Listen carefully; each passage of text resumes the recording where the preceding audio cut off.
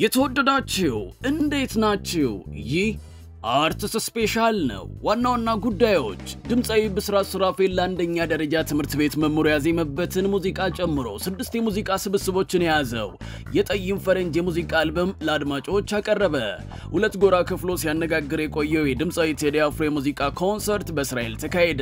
በሌላ በኩል ድምጻዊ ቴዲ አፍሮ በ8 ሙዚቃዎች ላይ በግጥምና ዜማ የተሳተፈበት ያንጋፋው ድምጻዊ ኩኩ ሰብስቤ አልበም ዛሬ አመሻሹን ለአድማጮች ቀረበ። በመድረክ መሪና ጋዜጠኛ ወንደሰን ከበደ የተዘጋጀው የመድረክ ማስታወሻ መጽሐፍ ለንባብ ሊበቃ ነው። ኢትዮጵያዊቷ በአሜሪካ ትልቅ የሥነ ጽሑፍ ሽልማት ተሸለመች።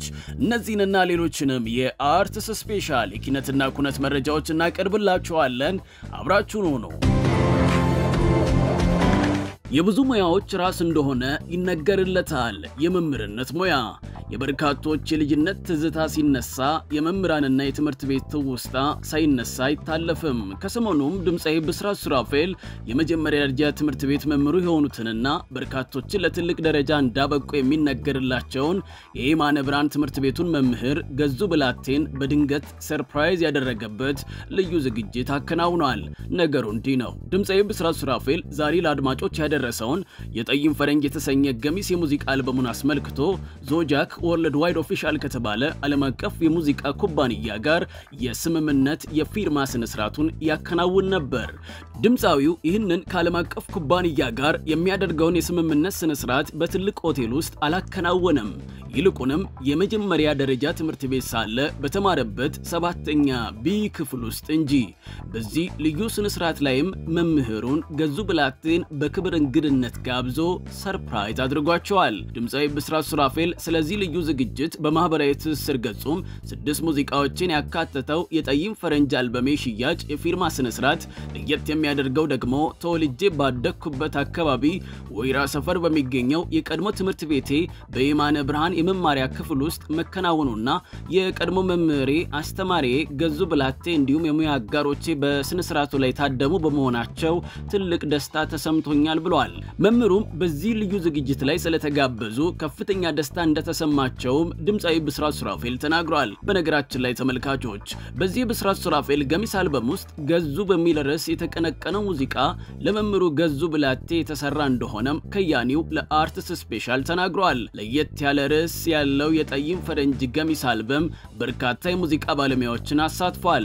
በሙዚቃው ቅንብር ካሙዙ ካሳ፣ ሚካኤል ኃይሉ፣ ማሩ አለማየሁና ሌሎችም የተሳተፉበት ሲሆን በሙዚቃ ዜማና ግጥም በኩል ደግሞ ፍሬዘር አበበ ወርቅ፣ ናትናኤል ግርማቸው፣ አንተነህ ይግዛው፣ ወንደሰን ዩብና ኢዩብኤል ብራኑ እንደተሳተፉበት ተነግሯል።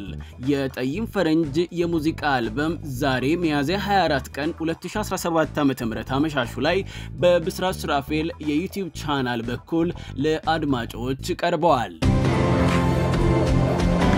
በመድረክ መሪና ጋዜጠኛ ወንደሰን ከበደ የተዘጋጀው የመድረክ ማስታወሻ መጽሐፍ ለንባብ ሊበቃ ነው። መጽሐፉ የመድረክ መሪው ወንደሰን ከበደ ከአዲስ አበባ እስከ ሰሜን አሜሪካ ለ25 ዓመታት ያዘጋጃቸውንና የመራቸውን የጥበብ መድረኮች የዳሰሰበትና የዘመን መልኮቹን ያስቃኘበት እንደሆነ ተነግሯል።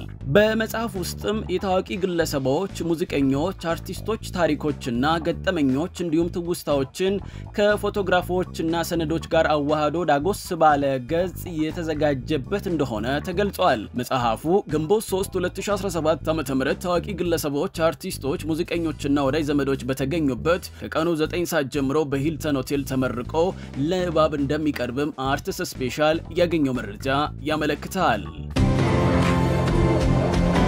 በአንድ ወጥ የቦክስ ታሪክ ላይ መሰረቱን ያደረገው አለው ፊልም ለእይታ በቃ።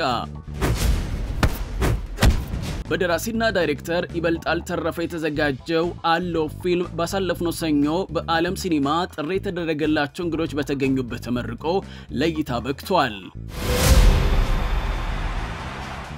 የፊልሙ ዘውግ አክሽን ድራማ ሲሆን ፊልሙ የሚያጠነጥነው አትቺም ተብላ ያደገች አፍላዎቹ መጀመሪያ ላይ ያለች ሴት ማንነቷን ፍለጋ የምትወጣበት የምትወርደውን የሚገጥማትን የህይወት ስንክሳር ጥንካሬዋን የሚያሳይ እንደሆነ ተነግሯል።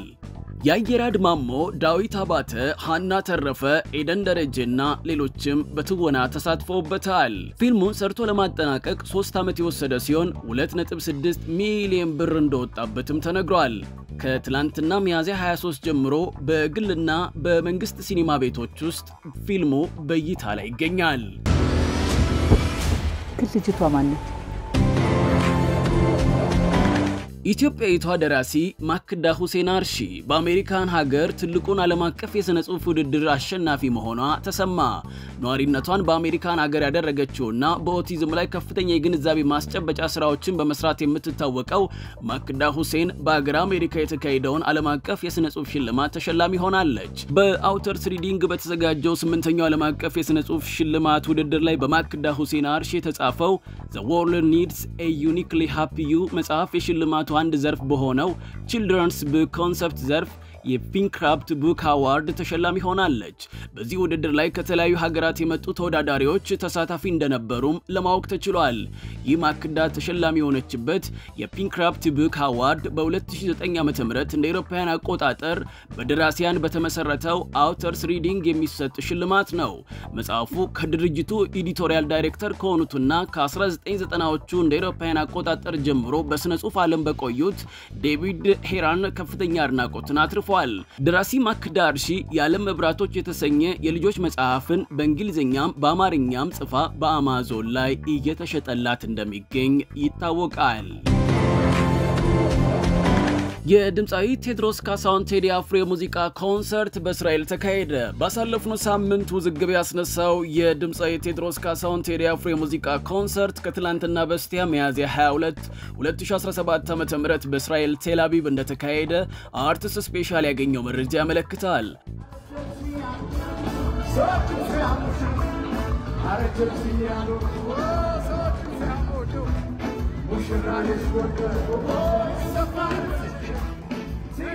በወቅቱ ለኮንሰርቱ የተዘጋጀው ትኬት አስቀድሞ ተሽጦ እንዳለቀ የተነገረ ሲሆን በርካቶችም በኮንሰርቱ ላይ ታድመዋል ተብሏል። ባሳለፍነው ሳምንት ድምፃዊ ቴዲ አፍሮ በእስራኤል የነጻነት ቀን የሙዚቃ ኮንሰርቱን እንደሚያቀርብ ይፋ ካደረገ በኋላ በጋዛ ህፃናት በእስራኤል እየተገደሉ የሙዚቃ ኮንሰርት ማቅረቡ ትክክል አይደለም በሚሉና መተዳደሪያ ስራው እስከሆነ ድረስ መስራቱ ልክ ነው ባሉ ወገኖች ዘንድ መነጋገሪያ ሆኖ ሰንብቷል።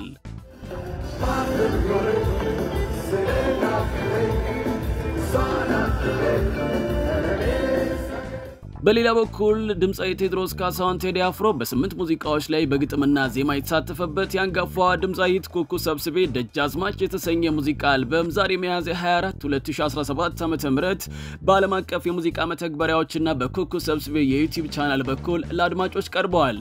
ይህ ያንጋፋዋ ድምፃዊት ኩኩ ሰብስቤ ደጃዝማች የተሰኘ 8ኛ አዲስ የሙዚቃ አልበም 13 ሙዚቃዎችን ይዟል። ክብራትና ክብራን ተመልካቾቻችን በዚህ ሳምንት ያዘጋጀንላችሁ የአርትስ ስፔሻል የኪነትና ኩነት መረጃዎች ይህንን ይመስል ነበር። ስለተከታተላችሁን እናመሰግናለን።